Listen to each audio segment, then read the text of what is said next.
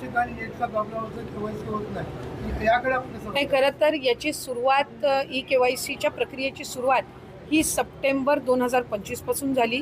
पहिली मुदत ही नोव्हेंबरपर्यंत दिली होती. त्याच्यानंतर 31 डिसेंबरपर्यंत त्या मुदतीमध्ये वाढ करण्यात आली. त्याच्यानंतर 31 मार्चपर्यंत आणि आत्ता एप्रिल 30 तारखेपर्यंत त्या मुदतीत वाढ करण्यात आलेली आहे. अनेक महिला ज्या आहेत ज्यांनी ई-केवायसीच्या प्रक्रियेमध्ये त्यांना ती प्रक्रिया पूर्ण झाल्यानंतर किंवा करत असताना काही ज्या अडचणी येत होत्या त्या संदर्भामध्ये त्यांनी आमच्याकडे काही सूचना आणि तक्रारी दिल्या. त्यानुसार ही मुदतवाढ ही देण्यात आलेली आहे. अनेक महिला लाभार्थी ह्या त्या मुदतीचा दिलेल्या मुदतीमध्ये ती दुरुस्ती करून ते सबमिट करत आहेत.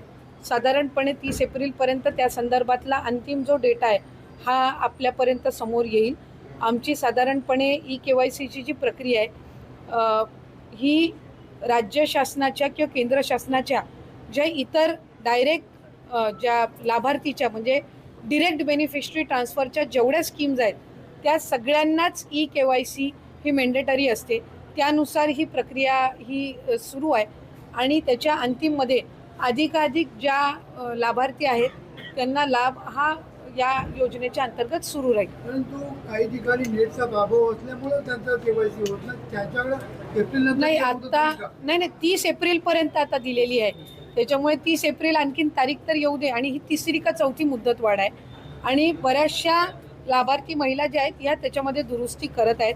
आणखीन जवळपास 15-20 दिवसाचा कालावधी म्हणजे 30 एप्रिलपर्यंतचा हा त्यांच्याकडे आहे.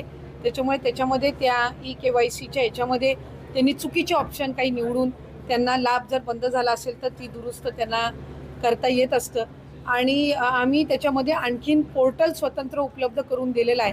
त्या पोर्टलचा जर त्यांनी वापर केला तर मला खात्री आहे की बऱ्यापैकी सुरळीत केलेली ही प्रक्रिया ही विभागाच्या माध्यमातून लाभार्थ्यांसाठी उपलब्ध करण्यात आलेली आहे.